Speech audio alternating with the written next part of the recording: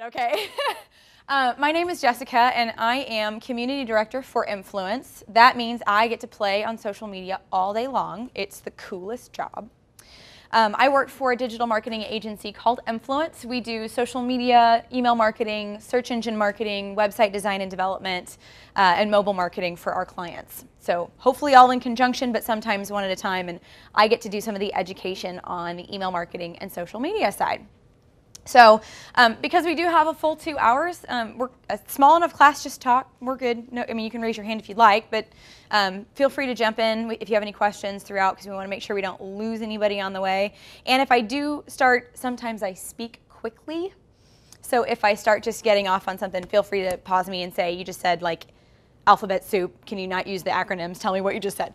Just wave me down and I'm happy to go back over stuff. So. And I do get to stand right here so that I can click the presentation, so I don't get to wander as much as I usually do, but don't worry, I'll come get you if you start paying attention to something else. So first of all, what is social media? Cheating, by the way, you can see it on the presentation board. What is social media? What in that definition makes something a social media? Yeah? You're interacting with different companies or people all over. Very good. Okay, so there's a couple of things there. Interacting, it's a huge part of it, right? So an engagement platform with people not just here but anywhere. Taking maybe offline relationships online, or maybe we haven't met them offline. Maybe that's the only place that we've had touch with somebody. So that's good. What else? What else about social media? What makes it a social medium? It's a way to get your business out there. Good one. All right, what's your name? Yeah. Deborah says it's a way to get your business out there. Why am I standing here today? Because it's a marketing tool, right? I'm giving you permission. You're allowed to do marketing and social media.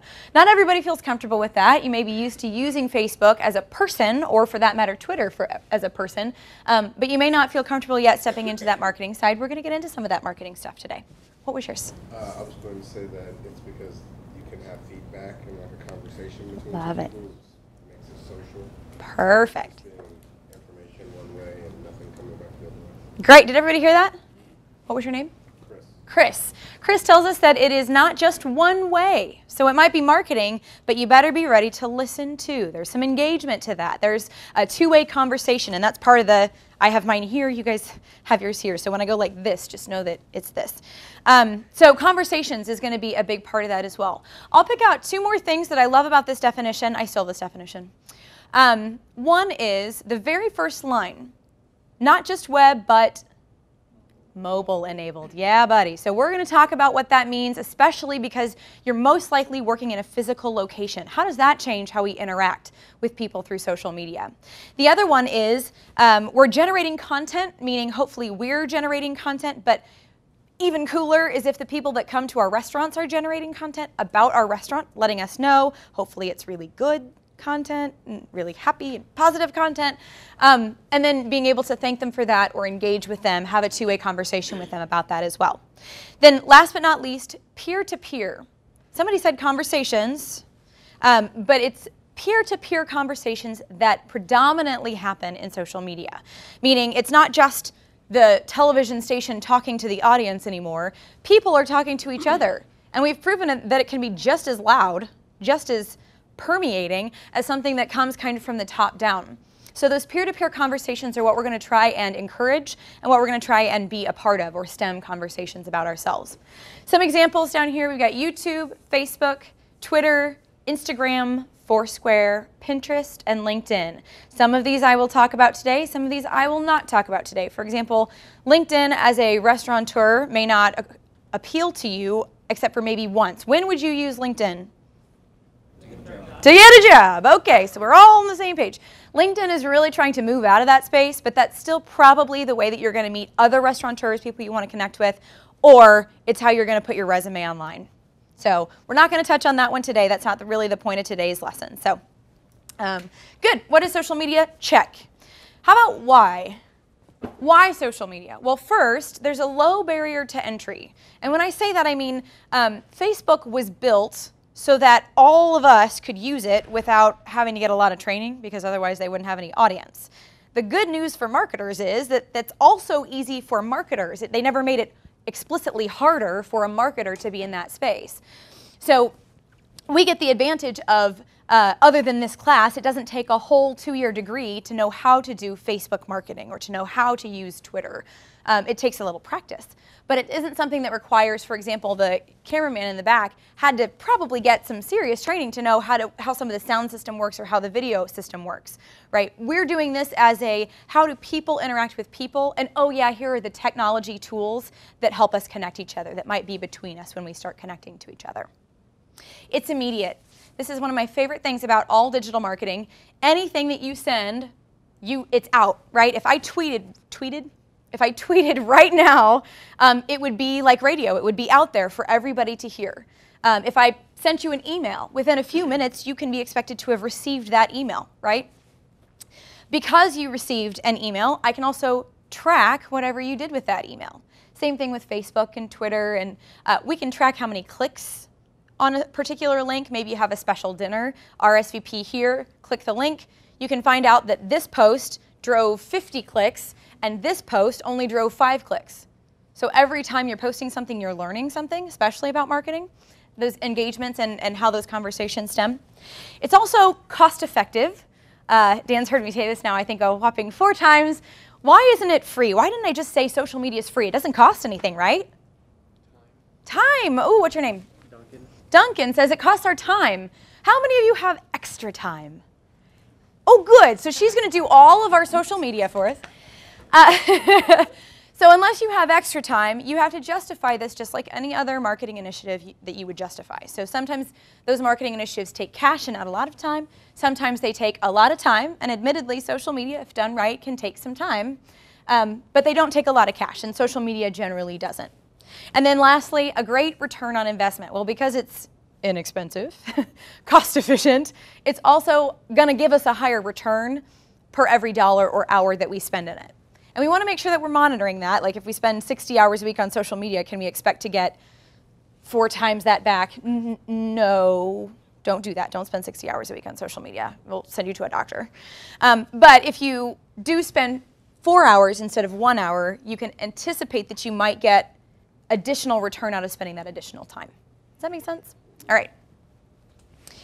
So how to use it, we're going to talk about the first 2 mostly today, the first 2 bullet points here. Sales and marketing, right? I want people to buy lunch from my restaurant. Check. Branding and awareness, meaning I want people to think of my restaurant when it's lunch hour or when it's dinner hour or when they need a caterer. Driving web traffic, this one's okay for restaurants. If you have a really cool website, for example, Houlihan's has a very cool website right now, sure, drive traffic to it. Let people make their reservations on your website and track your return on investment that way, but make sure you're tracking that return on investment. Anything that stays online, anything that has what we call a conversion, meaning I got you to take my desired action. You hit the landing page I wanted you to hit, or you RSVP'd for a special dinner, or you made a reservation for Friday night at 8 o'clock, whatever it is. Make sure you're tracking that all the way through. The biggie. Customer support, customer happiness, or patron happiness, I guess.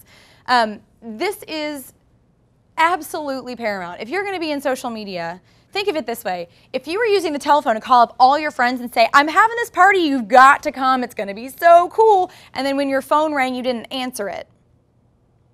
Where is the party? Hey, you didn't give me a price. Do I have to bring anything? I don't know what time to show up. If you don't have somebody answering the phone, then it's not a great idea to have that phone line be an outbound marketing tactic for you either.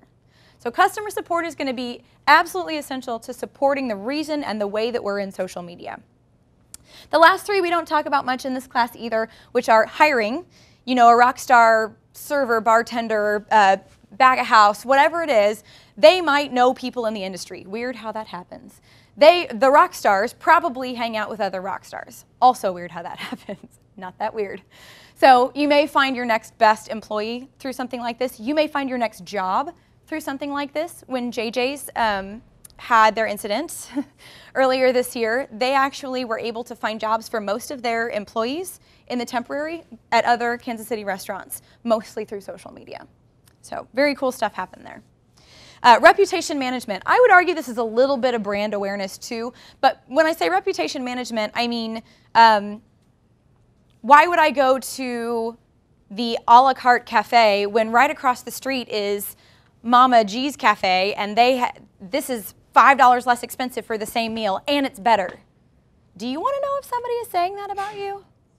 I want to know if somebody's saying that about me. Yeah, question. Yeah, because if someone posts on your website or your restaurant, then they're saying good things about it, and if someone sees that, they want to go because someone else had a good time. Right, exactly right. So that's why I say it's almost branding, right? So if somebody posts on your Facebook wall that they had a really great experience, why wouldn't we sort of nudge that, share that, so that other people can say, oh, I would have a great experience at Minsky's Pizza too, or I would have a great experience at that type of thing. So great insight. What was your name? I don't think I Kayla. Kayla, thank you.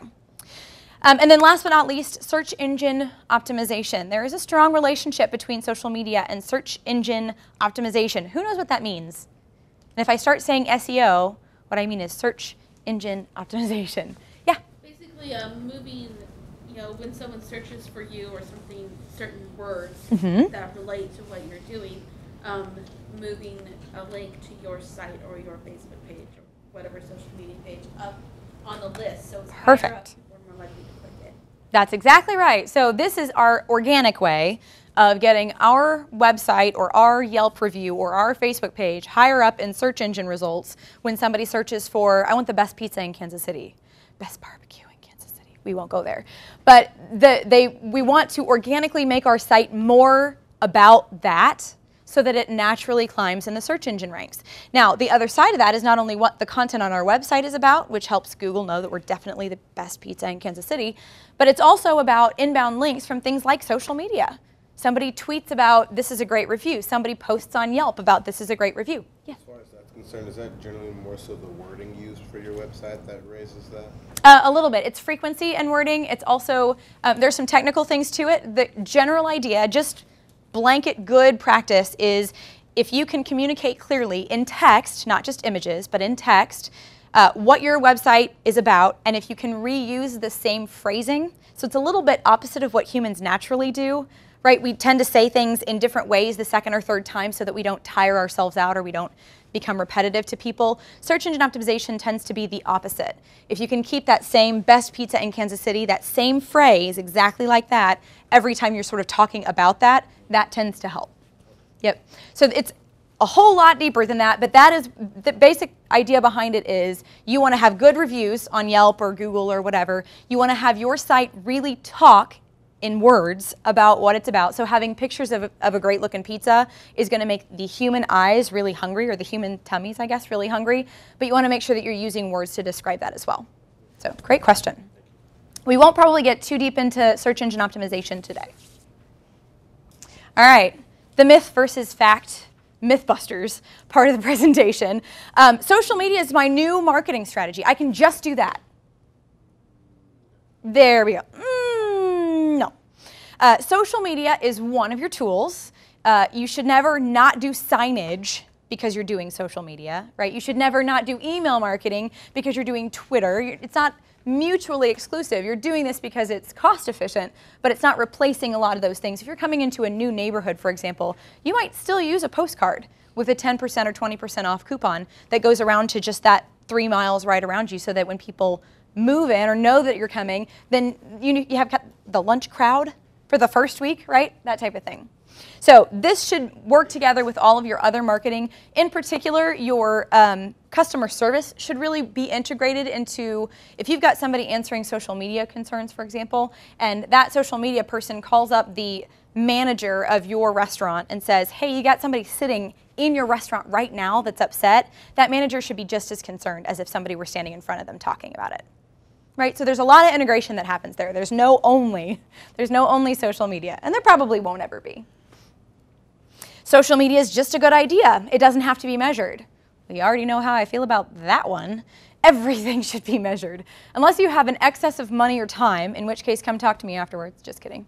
If you have an excess of money or time, great, do it all and do it all now. But until then, make sure that everything that you're doing has some sort of measurable return for you. If it's that 5 new people said that Jessica told me to come into the restaurant, great.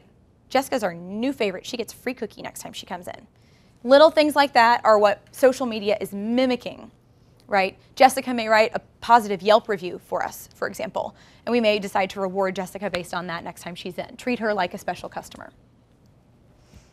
All right. Which social media?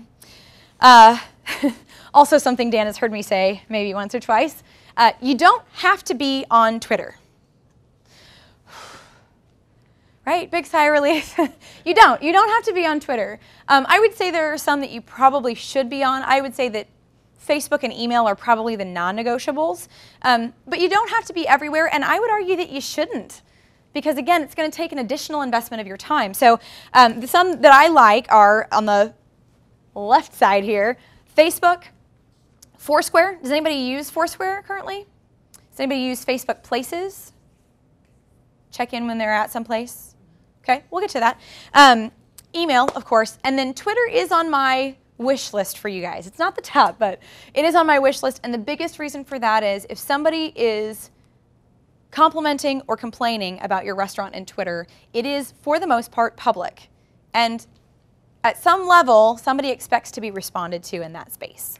Not everybody, right? Because it's still new, and not every restaurant, like Dan said, is on social media, so you may not get a whole lot of response if you complain about the a la carte restaurant that's a one-off, because she may not have time, right? But if we can, we want to address especially the concerns in that space, because then we've publicly resolved that issue. We hope that you can come back. I'll make sure personally that your soup is not cold next time, whatever it is. Now that we've resolved that publicly, somebody else knows that you're interested in good customer service and that you can step up to that challenge as well. Other things on the right-hand side here, we've got Yelp. Tell me y'all know about Yelp. Very good, okay. Google Plus or Google Places, we'll get into that. That one's probably the one you know the least about if you're anything like anybody at all on the planet besides Google employees. YouTube, how many of you have ever watched a YouTube video? Okay, oh good. How many of you have ever uploaded a YouTube video? Good, good, cheater.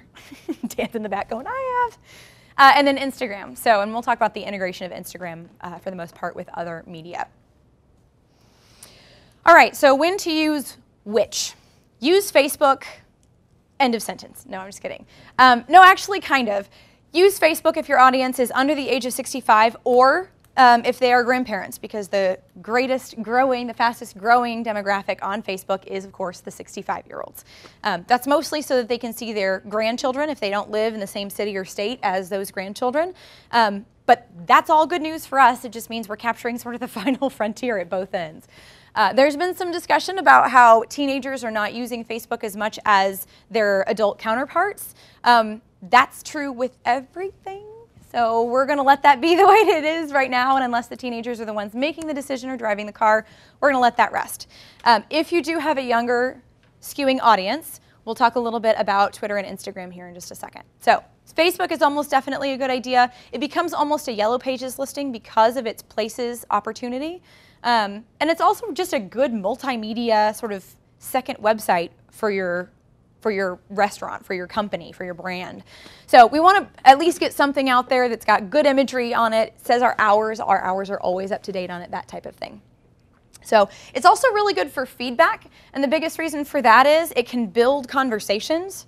So we're not just posting something to Twitter and then getting something back. Somebody could go to my Facebook page and see that I have resolved that question from somebody. Hey, your delivery area doesn't include my neighborhood. When are you guys going to deliver to my neighborhood? Actually, we've been talking about that just recently. I'll make sure that your opinion gets added into the pile. We always want to know that we're serving our audience. Right now, that's a little outside our circle, and to get there, you'd have to tip us a lot. But we're happy to consider it, and we'll let you know how it goes. So, key benefit for Facebook is it's a lot of people. It may not be everybody. In fact, it's probably not everybody, and it may not be forever. It may not be the teenager's choice. I don't know that we could say what a teenager's choice is right now, but it is what is extremely, extremely well adopted now. And so the audience is number one sort of key benefit for Facebook. It's good at your current customer communication, and it's great at brand awareness. So-and-so checked in at Johnson County Community College. Great, I wonder what she's doing there, right? the what you had to eat today, that's sort of the running joke of all social media. I don't want to know what you had for breakfast, you say that. But then when I post a really good steak for dinner, everybody comments or likes, so you must care. So it is a little bit about showing that experience too. I had a really good experience. Here's the atmosphere or the ambiance for the restaurant that I was at. Here's the plate that I had. I will tell you, Graham and Dunn must make their food so that it looks good on Facebook. It is delicious, but it looks delicious. The presentation has become really important. It's okay for helping drive traffic to your site. Now, Facebook's not really about that. Facebook really would rather you stay on their website. And I don't know that most people maybe use Facebook that way. So we're not using Facebook to drive traffic to our website, but as a restaurant, it's not the website traffic that we're interested in, it's the what? Foot traffic, the on-site traffic, right. So I would rather you stay on Facebook the whole time, come in to eat, and never touch my website. That's fine with me. Just make sure you check in on Facebook and tell all your friends. It's not helpful for search engine optimization. The biggest reason for that is most of Facebook, the privacy settings there are so different. Twitter, for example, it's public or it's private. I can see it or I can't. Facebook, you have very granular publicity settings or privacy settings, and the default is that it's your friends of friends that can see what you're doing. So as a company, let's say I'm a la carte restaurant, I keep using the fake restaurant, or City Steak and Seafood, I've got a fake restaurant at the end of the presentation. I'm City Steak and Seafood, and you had a bad experience, but I'm not friends with any of your friends. I won't see that post. It doesn't come in my news feed. It's not even something I could find if I searched for really good or really bad things about City Steak and Seafood restaurant. The same thing applies for Google. Google isn't friends with anybody in Facebook, so they don't have access to a lot of that information unless it's the public information that Facebook pages create themselves. So if I'm City Steak and Seafood, my posts can be logged by Google. That's something that can show up in Google. They know what I'm about. But the rest of it doesn't really help me. Somebody saying I was really great, and on the converse side, somebody saying I was really bad, none of that figures in for Google's search engine rankings. Cool? Email.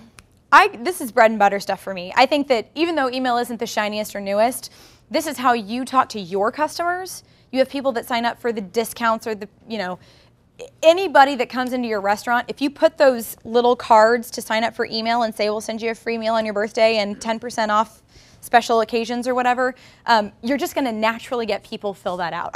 We have tried this. So Emfluence works with a lot of hospitality clients. That's how I sort of got into this side of the world to begin with. And we have tried to go green. We've tried to go digital. We've tried to really make it swanky. Sign up via text message, sign up, and I'm going to go through all this. It's all good stuff. But the #1 way you will get people to sign up for your email is if you put a little pad on the table that it's just something for them to fill out while they wait for their food. Right? That's the logic behind it. That's what's actually happening. So those paper forms are actually still the #1 way that people will give you information. They may not go and like you on Twitter, and especially not if all you're putting on your table tents or whatever is a little Twitter icon or Facebook icon. You've given them no reason. You're not saying if you follow us on Facebook, we'll give you a free birthday meal, because you don't have any way of checking for that. You don't have any way of looking at that. So email gives me a one-to-one relationship with every person. I can store information on you, like you come in 3 times a week, or your birthday is 6/13.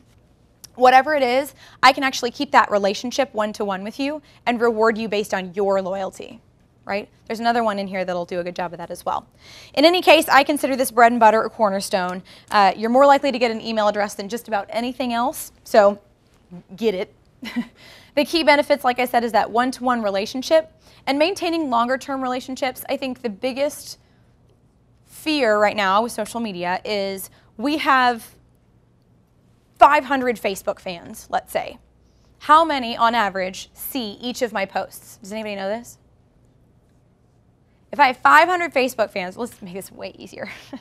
100 Facebook fans, on average, each post on Facebook, about 16% of your audience sees it. So 16 whopping people. And that's mostly because unless I interact with every post that you're putting out there, Facebook doesn't think that you're going to interact with me, so why would they send you my stuff as opposed to Cousin Amy's little girl, right? Oh, so cute. I'm going to like something, I'm going to interact with something, I'm going to share something. That is going to, I either have to come up with really powerful stuff, which we're going to talk a little bit about, or I need to make sure that I'm growing that audience in other ways. Because if only 16% every time of my audience is getting my message, I need to build on top of that with other ways of building frequency. We want somebody to see something about 3 times. These numbers are across the board. Some people say 9, some people say 47. But about 3 times that they actually listen and process it before somebody takes an action on something. It's a new restaurant coming to your neighborhood. Okay. The new restaurant in your neighborhood is opening up on Thursday. Oh, okay. There's a party at the new restaurant in your neighborhood on Saturday. Do you want to go? Bingo. Right? That's that build that we're getting. So email, good especially for customer communication, like I said, loyalty, and for driving traffic to either your website or to Facebook. So wherever we want them to go to, we can use it to drive traffic in the store too. Do that. But this is the only one that really helps drive, because it's not, people don't wake up in the morning and go, I should go to Houlihan's website. No. They're going to get an email, or they're going to get a tweet, or they're going to get something that tells them something's happening on the website today, so this is why you should go there. It's okay for brand exposure to new people. Email is still the #1 way that people share with colleagues or family. Friends is Facebook, right, or social media. But email is still the #1 way for people who work in the same building, maybe go to lunch together, things like that. Email is still the #1. You hit forward, right? It's a 1 button, and that's your connection to the rest of the people at your office. So it's okay for brand exposure. It's not like if you share it, it goes to 120 new friends, which is what Facebook approximately is. It's also not helpful for SEO, search engine optimization. That's mostly because it doesn't live anywhere. Email's in your inbox, it's private. That's sometimes to your benefit. If you only want to award your very best customers the 25% off discount, and you want everybody else to get the 10% off, that's okay, you can do that. And they might sit at adjoining tables, and they might talk about it, but for the most part, that's a little bit private. It's between you and that person based on your relationship. All right, Foursquare. You said nobody used Foursquare in here? I'm surprised. Okay, usually I get one. Foursquare, oh, did we? Oh, very good. Okay, you and me, sis. So Foursquare is the predecessor for Facebook Places. When you check into some place on Facebook, best example I've had recently is we had Quixotic Fusion, the dance troupe. I do live tweeting for them when they do shows. Super cool gig. Super cool gig. And when people check in on Facebook, it goes to their Facebook page and that's it. But when people check in on Foursquare, this was the predecessor, you can push it both to your Facebook page and it'll show you as checked in, and to your Twitter page, which, as we said, is completely public. So now Quixotic can listen to that and say, welcome, I hear you checking in, or I see you checking in, and we're glad to have you here. Make sure you use this hashtag when you're talking about our event. Or don't forget there's an after party sponsored by XYZ, right? So use Foursquare if your audience is slightly tech savvy, meaning they were one of the first people to get a smartphone, because now not a lot of new people are joining Foursquare, but the audience, the 20% of American adults that are on Foursquare are food fanatics. That's the reason to use Foursquare, is you get loyalty points from most restaurants at this point. So most chain restaurants, I should say. So if they're under the age of 40 and technically inclined, tech inclined, this is a good one to at least pay attention to. And by that I mean all you have to do is the basic stuff. We're going to go through sort of a step-by-step here in a little bit. But even if all you're doing is keeping your hours up to date, or a link to your menu, or keeping track of what days people check in. This is a nice metrics tool too. I ran a special on Wednesdays. I saw that 90% check in on Foursquare for a free cookie with your lunch. And suddenly 90% of your check-ins are on Wednesday for cookies. Right, something's working, right? We're using good metrics to tell us that something's working really well there. Like I said, it's especially popular in the restaurant industry because of Foursquare's deals, their offers, opportunities, specials. So Gen Y, generally, I would say a lot of this classroom, but anybody under about 35 is especially likely to share with their network where they are or what they're eating. It's true, sad but true. And we can reward them based on that. When you check in and tell your whole audience, maybe you have 120 friends, because that's on average how many friends a person has on Facebook. So if you have more than 120, you're cooler than the average person. If you have fewer, that's okay, I'll be your friend. So anybody that's likely to share what they're doing, use that, right? As long as you have a good customer experience and good food and it looks good and delicious, let people use that to talk about you, because they're naturally sort of predisposed to do it. Key benefits, of course, like I said, is specials or offers. If I wanted to drive traffic during lunch during the week, as opposed to, I have a pretty good Sunday brunch, but I want to do a lot better business traffic during the week, I can make my special more focused so that I drive that kind of traffic. It's good for customer communication, brand exposure, like we've seen. It's not helpful for search engine optimization, right? We're going to get to one that is, I swear. And it's not helpful for driving traffic to your site. Because Foursquare is almost exclusively used on mobile, meaning iPad or phone, this isn't one where they're like, oh, I'll just hang out and go to their website while I'm here. No, you're eating your salad or whatever it is. So you've checked in, you got your points. That can spread to the other social networks and do us, the restaurant, good. But that's about all the interaction the customer really has at that point. Twitter. How many of you use Twitter? Oh, good, I'm not alone. So statistics show that about 20% of US online adults use Twitter. That's up from, I think the last time I was here, it was really only about 12. So we're creeping our way in. This is one that teenagers, people keep talking about teenagers like they're like the it crowd. And I think it's because people forget that once you become a professional, everything that you use changes, right? If you do something outside of the high school, you have to go to class and you have to put your phone away for 8 hours. And then what? Then you either go to Johnson County Community College or you get a job where you can be on your phone a little bit maybe, where you're interacting from a business perspective in certain social media or via email. How many of you could get through Johnson County Community College without email? Right. I love it. I love it. So in any case, we're saying that the growing trend has been somewhat in Twitter because it's immediate. It is also public. So the reasoning that people are using for getting away from teenagers are using for getting away from Facebook is, my mom is on Facebook. I really don't want to talk where my mom can see me. I have really bad news for you. Your mama can see you on Twitter and everywhere else because it's social media and it's public. So your mom, Congress, the president, they can all see you. So just be really aware of that. In any case, this is one of the growing media. And it used to be sort of a business-to-business medium. Now it's actually growing a lot, quite a bit, as a live event medium. So if you're watching the Super Bowl live on TV, the noise, the level of activity that's happening on Twitter exponentially grows. And brands are starting to take advantage of that as well. So not only are the consumers starting to show up in that space en masse, but brands are starting to get a little bit savvier on how to interact as part of that conversation. So Twitter, I would give you the thumbs up on Twitter if you have a dedicated patron happiness department. Meaning you have somebody whose responsibility it is, if it's a manager, a general manager, whatever it is, to make sure that your patrons are happy and they are not wildly against it. I would say at least start listening on Twitter. It is very, very rare that I have run into a business owner, a restaurant owner, excuse me, or a general manager that when they hear what is being said about them in the Twitter space does not immediately sign up for an account and start answering people. Because that's why you're good at your job. You touch tables, right? I want to know that everybody at my restaurant had a good experience. And if they didn't, I want to know that they came to talk to me about it. Because then I can fix it. If I can't fix it, I just lost a customer.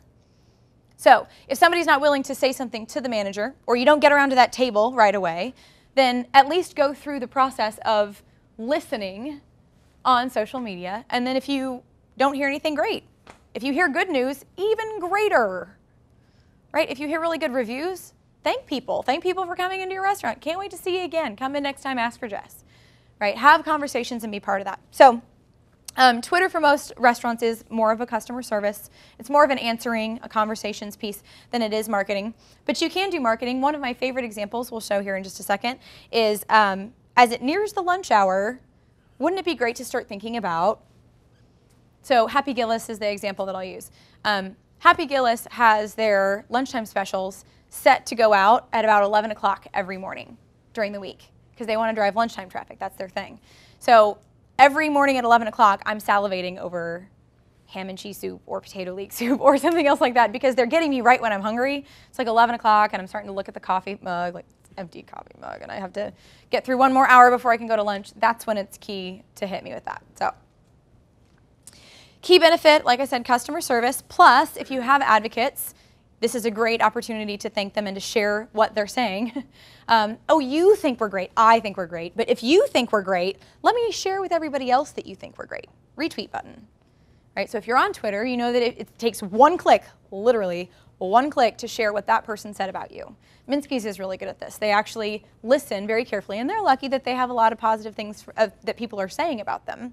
But one click, so-and-so says we're great. You should come and eat lunch with us too. So it's kind of that adding the volume to those customers that are happy. Plus, it's free market research. You know that your competitors are serving lunch at, $11.99. Okay, great. Well, are all of their customers happy? Maybe not. Now, do you need to like poach their unhappy customers? Depends on how you frame it. If you're offering a benefit to that customer, possibly. If it's just that you know that this is their weak spot, now you at least know lunch, they're not doing really well with the lunch thing. Their food isn't quite up to par. They can't get lunch turned over fast enough, whatever it is. Make that your specialty, right? Free market research. You can learn where your niche is. So good for brand exposure, great for driving traffic to your website, if that is in fact what you want. It's okay for customer communication because it's not a one-to-one relationship all the time. Usually, when you're interacting with people on Twitter as a restaurant, they've talked about you even though they don't follow you, right? So I'm actually happy or sad or indifferent or checking in or whatever it is, but I don't necessarily follow you in Twitter. You just may be able now to respond back to me because all of the content of your message is searchable by me. And I can find your comment based on the fact that you're talking about my brand. And then, of course, this one is actually good. I said we'd come up with one. Is actually good for SEO. Twitter is public when it's public, so Google and Congress log every tweet immediately.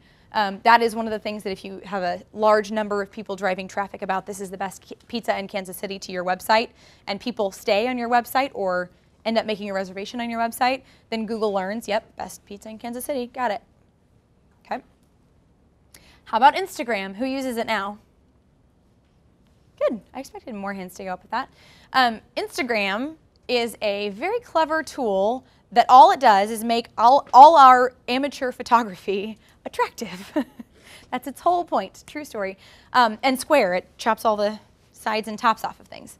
But Instagram, a very simple concept, ended up being very popular because, especially because it only launched on iPhone, it knew that we were design-oriented people. I'm an Android user, so I'm talking about we in a more holistic sense.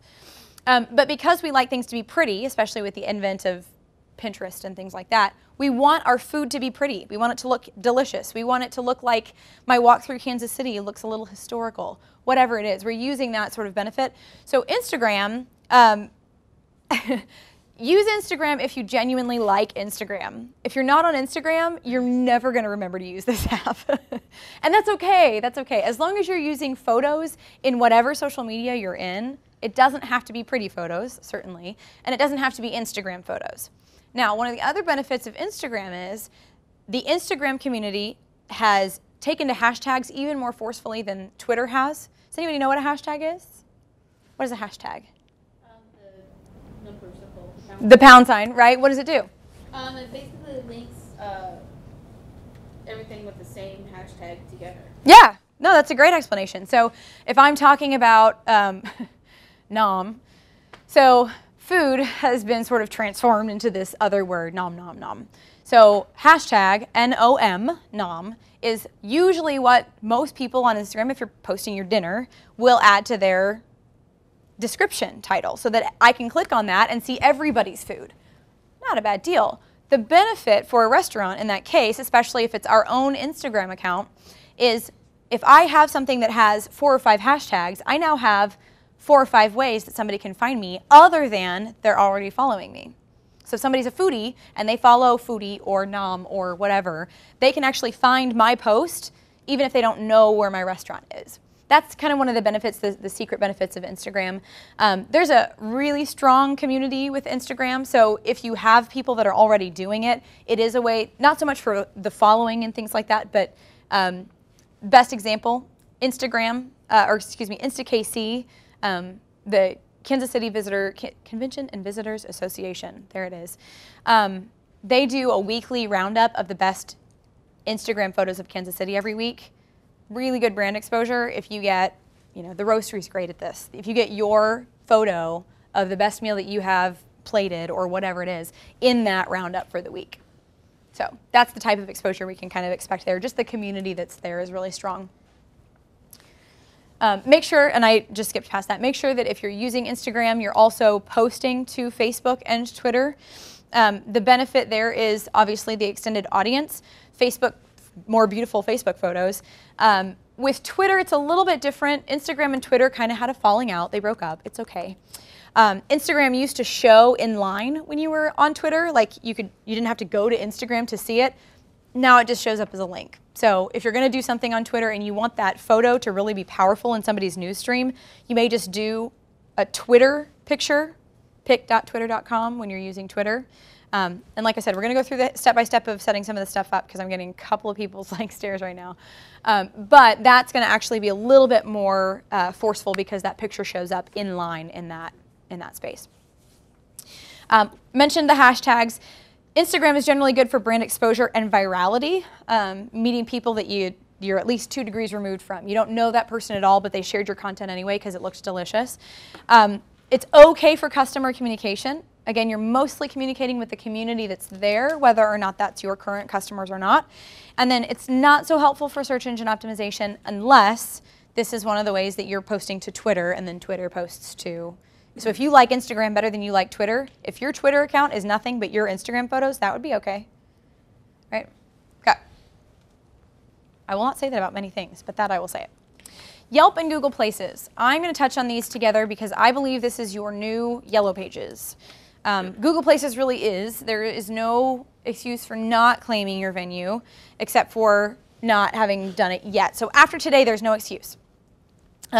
First, Yelp. Yelp is where most reviews happen still today in the restaurant world.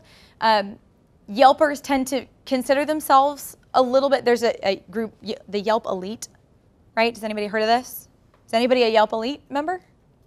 So Yelp Elite, meaning you've done a certain number of reviews, a certain number of photos. You are enough of a foodie that Yelp gives you a special membership. So your reviews mean more, your check-ins get you better points, things like that. So as a Yelp Elite member, you get special benefits from Yelp. And as a restaurant, these people are now marked for you as being slightly louder. Maybe these are your influencers for this space because, boy, you really don't want to serve this guy a cold pizza.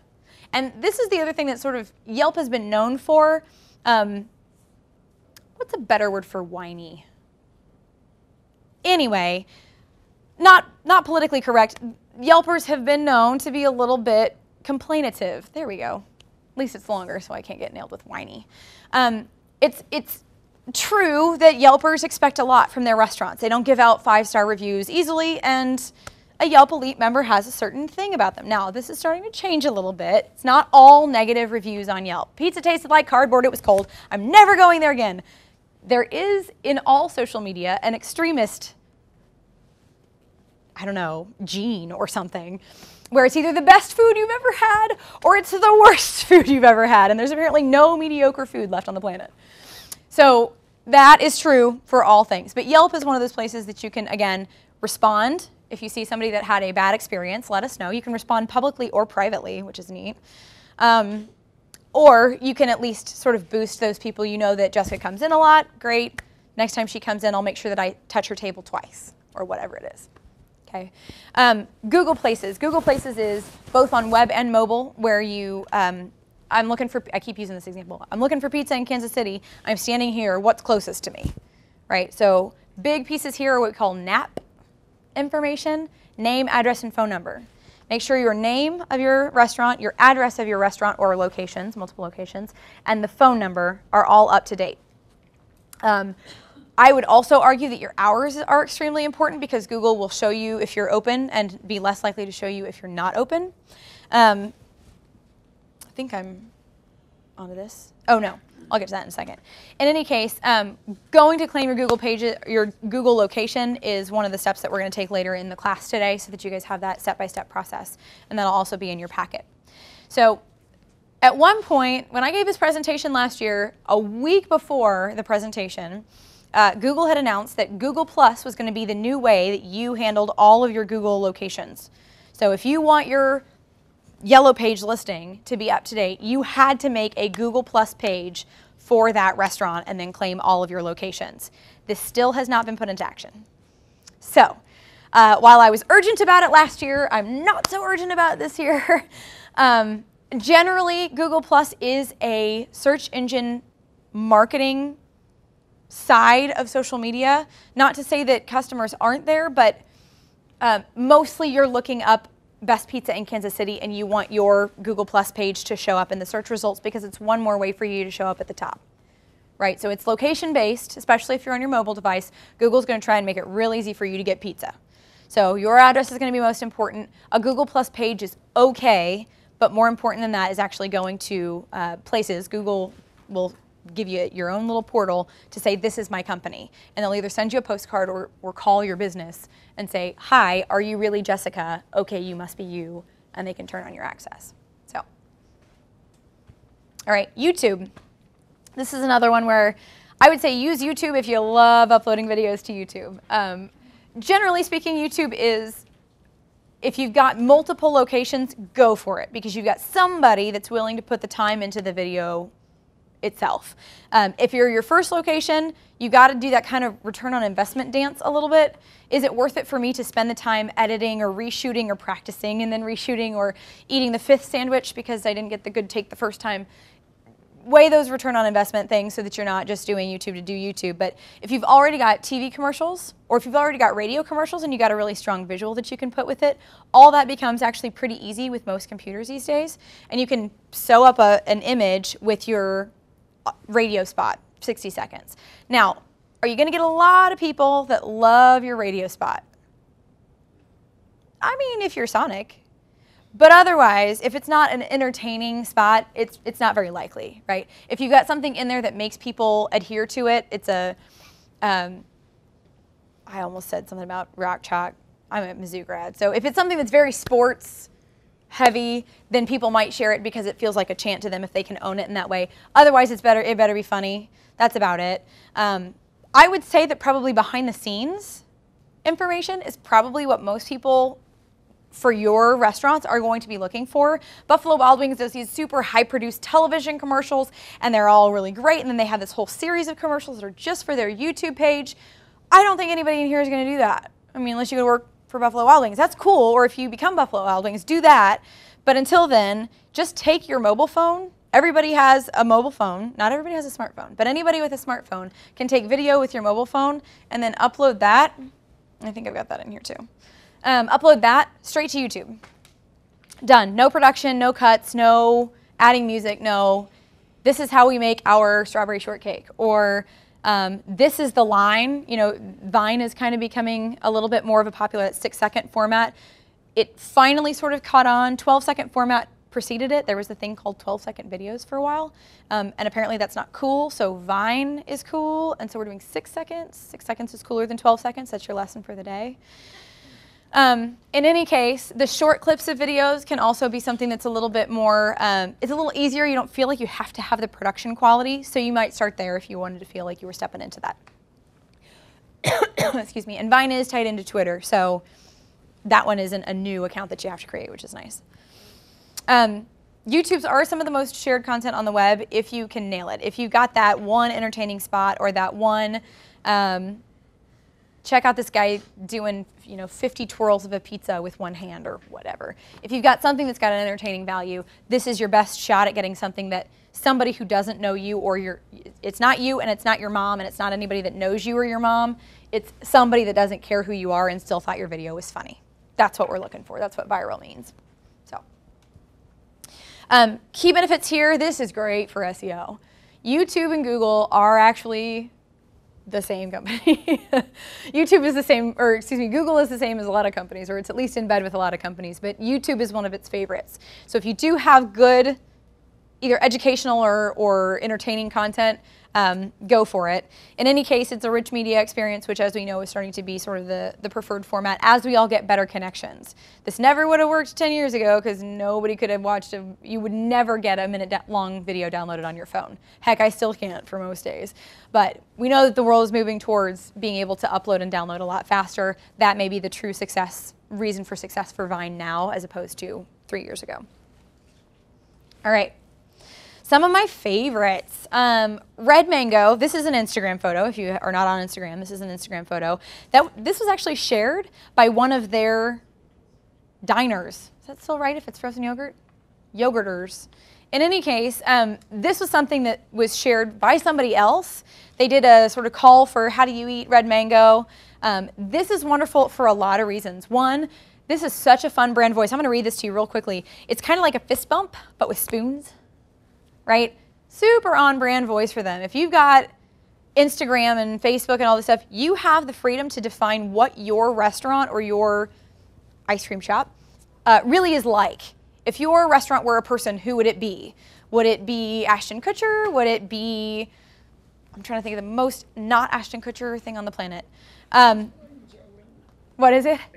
Would it be Angelina Jolie? In which case, if you're a food, I don't know that you want to be a restaurant and talk about the skinniest woman on the planet, but it's totally up to you. You can define who you are. Are you buddies, right? Buffalo Wild Wings has a total buddies thing about it. It's wings, beer, sports. That's their whole thing. There's no in-between words. We didn't waste time with in-between words. It's just... So know what your brand tone is and then really have fun with that in social media. This is really fun. The other thing is it's a strong use of images. It's somebody else's image, so it's a great use of crowdsourcing, user-generated content, getting somebody else to do the dirty work for you. And they probably got a handful. It's not like they got 500, but they probably got a handful of photos submitted that were actually pretty good that now they can use and thank those users. Now, as long as you alert your users that you're going to be using their photos, this is good stuff. If they are suddenly surprised to find their photo without attribution on your Facebook page, they're not as happy. It's weird. But you can get sort of the contest mentality. That's what InstaKC does a really good job of. They're going to first, they're going to give you credit. It says your handle anytime your photo is used. And it's almost like winning, right? So a gal in our office loves the InstaKC contest every week. She will post InstaKC with anything. She takes a picture of the skyline, she takes a picture of her walk downtown, whatever it is. And then anytime her picture is used, she's that much more excited about Visit KC's Instagram because that's the connection that she's made. So this is, I think you can see the counts here too. So one of my friends and 1,500 other people liked this. So if you're Red Mango, you can have 1,500 people like your photos too. We went to this class and Jessica told us we were going to get 1,500 likes on every photo on Facebook. False. But you are going to get a little bit more engagement, A, when it's photos, and B, when it's somebody's photos, and you can tag that somebody. So, favorable comments, love this, or that's my favorite flavor, or you're identifying peer-to-peer. You're taking a peer, putting them on the spotlight, and then letting other peers engage with them, right? Spin Pizza, just a full admission here, the gal that runs social media at Spin Pizza is a good friend of mine, but she really does a fabulous job. This is another one. They have a very, it's cheesy to say, they have a very cheesy brand. Haha, get it? Cheese?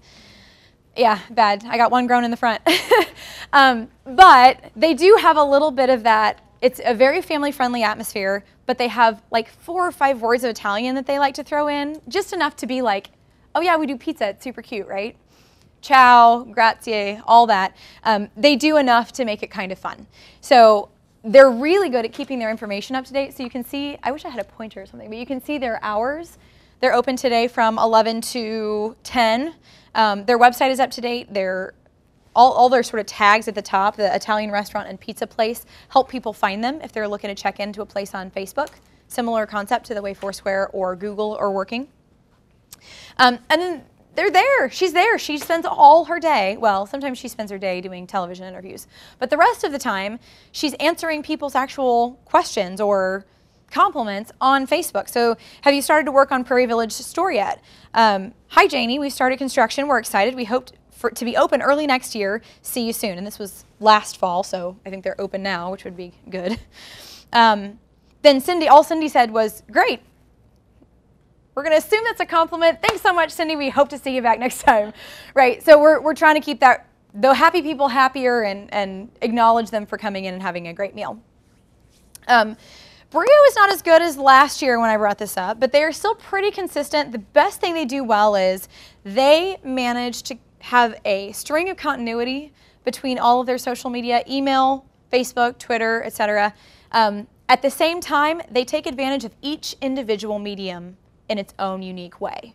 So they have the special, they will do a full email spread, and email is going to be a balance of image and text, and it's going to be a little bit longer, and it'll have a forward to a friend button, and it'll say why you should follow us on Pinterest, and then we're done. And a Facebook post is going to be one strong image that's probably square shaped, because we're so used to Instagram, and that's what Facebook crops to. We're going to have one strong image with copy and a short link that says, did you know it was lasagna day, right? Lasagna day. If you didn't, now you do, go eat lasagna. And here's a link to make a reservation at one of our restaurants or to find your closest location if you don't do online reservations. They also have a call to join their email club on their Facebook page. They do, in their emails, they say this is why you should follow us on Pinterest or on Facebook, whatever it is. They really cross-promote well. Why did we say that was? If I have you following me on Facebook, that's good, right? You're following me on Facebook. Why would I want your email address? Personalization. Personalization, good one. What did you say? Different kinds of marketing across different kinds of social media. Right, so I want to be able to share the longer form. Email would be a probably longer form than Facebook. I mean, if I've got you one place, why would I want you another place? More media attention. More attention. I'll just trim that for you. More attention. If somebody's not checking Facebook anymore, or if somebody's changed their email address, or if not many people change their Facebook, you usually get one and stick with it. I guess unless you have a breakup, we won't go there. But I think most people probably change their email address, and the numbers say, I think this is a little high, but the numbers say that up to 25 to 33% of your email list goes bad every year. That's not like this email address no longer exists, it just means somebody's not checking it. So you're sending into empty space, right? That's significant enough to be worried about. I want to make sure that I also can talk to you at your home address, and I want your phone number, and I want to stalk you on Foursquare. In any case, we want to make sure that we're touching people in multiple ways, because we may not always have the right email address, or they may not be seeing our Facebook posts anymore because they never liked any of them. Oh, Facebook. So you can, when you're angry about that, you can just say EdgeRank, and everybody around you will go, yeah! EdgeRank is the algorithm that Facebook came up with to try and match people that log in to the content that they're most interested in. It is absolutely in the best interest of, they meant it to be in the best interest of the users of Facebook, and eventually all brands everywhere stop getting all attention, because you're not going to like IBM's comment nearly as much as you're going to like your cousin's daughter on Facebook. It's just not going to happen. So there's been a rebalancing of that. But anytime you feel like you're not getting the exposure you should on Facebook, just shake your fist and say, EdgeRank again. And everybody around you will say, yeah, like, brother. Anyway, so they do a good balance between the different media, multi-channel consistency. They have a really good balance, surprisingly still, of conversations and promotions. Airlines, for some reason, are really bad at this. They will do a lot of promotion, and somebody will be in arms, like in tears with customer service. I can't reschedule my flight. I am going to not get home until tomorrow. And I'm on hold, and you won't talk to me, and you're tweeting about ham and eggs for breakfast, right? Because now you're angry that not only are you're talking about ham, and I can't get on your plane. I mean, now I'm like furious. Not only am I upset at the customer service rep on the phone that won't come off hold, I'm now mad that there's some real person, and more likely it's an automated message, but that there's some real person behind a Twitter account that's going, I see that you can't get on the plane, I just don't care. Right? So that's what we're trying to avoid with some of this. Brio does a pretty good job of that. Then relevant promotion. So they do a really good job of seasonal stuff. And this is most chains has sort of figured this out. They figured out National Talk Like a Pirate Day. Don't go overboard with this stuff. We're trying to stay relevant, not be obnoxious. So Talk Like a Pirate Day, meh. If you're a pirate restaurant, go for it. Otherwise, you don't have to have a special for that day. Happy Gillis, I already mentioned. They tweet around lunchtime. Today's soup is zucchini white bean puree with walnut and arugula. What? That sounds awesome. They tweet this every day, and every day I salivate. Minsky's, another full disclaimer, Minsky's is a social media client of ours. So actually it's a gal in our office that helps them run most of their social media campaigns. Especially good at a balance, a mix of photos and text. Number one thing that brands post in social media, links. Number one thing that people on Facebook engage with, photos. Oops. right? So even if you have a link to share, even if it's download this coupon or make a reservation, whatever it is, you can shorten your link and make it part of the description, but using that photo post type takes up more real estate. So when you're in the news feed, the photos are this big, and then the links have a photo preview that's this big, right? So we're trying to get the most real estate. Yeah? I've noticed that even more so when using my laptop and using my tablet on Facebook. The photos on the tablet are huge, much huger than they would be on a laptop, and the links are much smaller than they would be on a laptop. Yeah, and that depends on the app itself controls so much of it that you're doing your best with the space you've got, and because tablet was third, so it was laptop, mobile device, and then tablet, and we all went, make it a really big mobile device? So they're still working through some of that. I think at some point it'll be more balanced, but you're right. Right now on a tablet, your photo takes up most of the screen because you got your chat thing over here, and then you got your photo, and then you got a link that's like image, link, preview, and that's about it. So somewhat annoying. So they're also really good at regularly posting. I would say if you cannot be in the space genuinely once a day, you need help. You need somebody to do it with you. You need somebody that works in one of your restaurants, your GM, your whatever. Somebody else needs to partner with you on this so that you can listen at least once a day for somebody who had a really bad experience. You would love to catch really good experiences, but you have to catch the really bad ones if you're going to be in the space. Most people on social media expect a response time. How much? How much time do you have? In 25 seconds. I'm not nearly that mean. In 25 seconds is one option. What else? Within about an hour. So I would say it's fair that within one business day, meaning if you're not open on Sundays, you don't have to answer on Sundays. If you're not open on Mondays, you don't have to answer on Mondays. But within one business day, you have to at least address it. Even if you don't have an answer yet. Just, I hear you. I can't fix it yet, but I'm looking into it. I would say if you're on, it's best to catch that person within the hour, because within the hour, they have time to get angry. They have time to talk offline. They're going to post their Facebook page about it. So awful. Nobody even came up to me. Well, you didn't tell anybody. You tweeted it. So that's kind of on you. But that's not how we work, right? That's not how the customer service industry works. They set it into the cyberspace. We have to go out and catch it. So a couple of really good posts from them. Like I said, they're really good with photos. And then the cover photo, $5 off a $25 purchase, that's actually not supposed to be used for promotional purposes. Minsky's has done kind of a good balance of here's a really awesome looking pizza and here's what we're doing this week. This one's the most promotional one we've gotten away with so far. So generally speaking, they say that this is not for promotion, but you can do something like we're having a block party this Saturday, or this is the special menu for this weekend, that type of thing. Yeah. So basically you're saying that you can't really do coupons like that? Right. So we have that one up right now. But when you upload a cover photo, it'll actually tell you this is meant to be representative of your space or your brand. It's not meant to be for promotions. So yeah, interesting.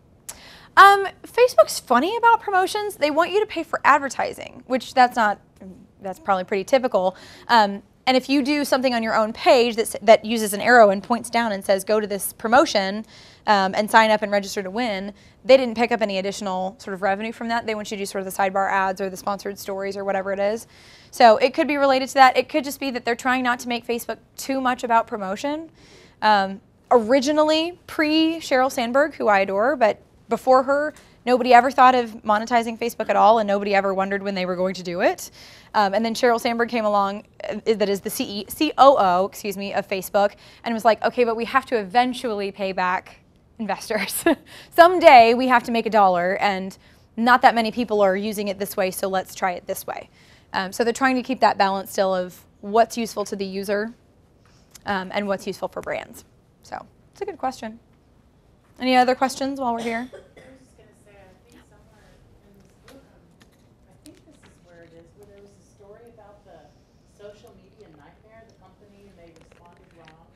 There are so many examples. Oh, that's a good one. It was recent. I mean, well, it was within the last few years, and the person responsible for handling that and the response to it was horrible. Mm-hmm. It just completely crippled their business.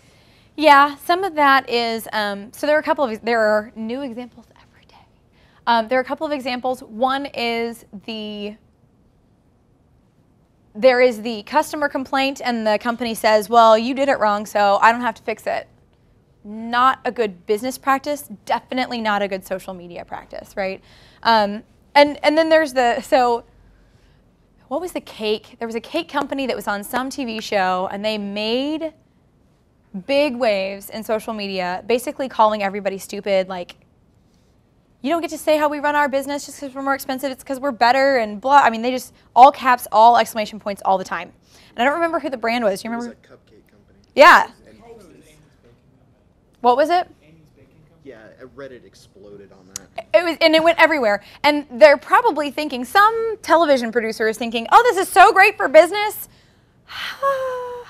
It's good for like world's biggest ball of yarn business, like tomorrow. It's not really good for a long-term business strategy. So I had people that were like, I was right there. I had to stop by and like see the crazies. That's not really your best business strategy. So there are a couple of different ways you can really do it wrong. I will admit, is this being broadcast? No. Okay, good. Just for this class then. I will admit that one of our own experiences was with Minsky's. We had somebody say, your website says that we're outside your delivery zone, but you deliver to, admittedly it's a strip club, to a bar right down the street. Why? Well, because the bar orders 20 pizzas at 2 a.m. and pays cash. It's worth it for us to go, right? The social media manager was trying to take it in stride and say, you know, we try to service a great range of places in Kansas City. You're outside our range. And she goes, no, you have like a half moon circle delivery. And if you look at the delivery area, it does. There's a very real business reason not to deliver to that area. One, it's very far. And two, it's not all that safe at 2 in the morning for a single delivery driver to go. For insurance reasons, that GM decided not to deliver to that area, with the exception of the bar. So they know that they're doing this, that the neighborhood knew that they were doing this. And people got really, really angry about it. I mean, really upset about it. And kind of rightly so. I mean, why would you go to this place and you won't go to my house? Like, do you want me to walk down to the bar and I'll pick up one of their pizzas at the end of the night? Because I'll do that, right? So the reason it escalated so quickly, and this is behind most social media flubs, is when the social media manager for Minsky's went to the general manager, who was in charge of the delivery circle, the drawing, he said, yeah, people get mad about that all the time. Just don't say anything about it. Yeah, the book said that was a big mistake to ignore it. Oh my God. I mean, we rewrote our social policy. We rewrote our contract with them. Because you can't look in the face of somebody that speaks on behalf of your 5,000 Facebook fans and say, just don't worry about that. It's not that she's worried about it. Her one person is not worried about it. She represents hundreds of people that have been complaining for 24 hours straight about it. You have to do something.